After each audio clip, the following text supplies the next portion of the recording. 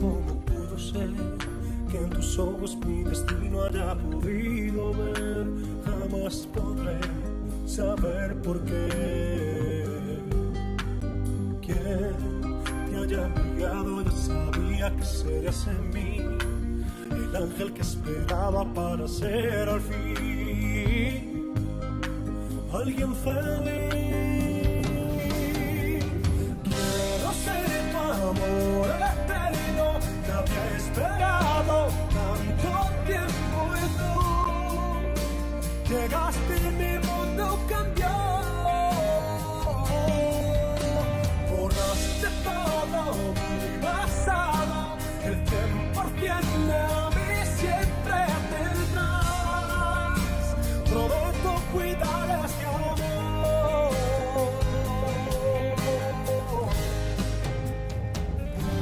cuidar este amor.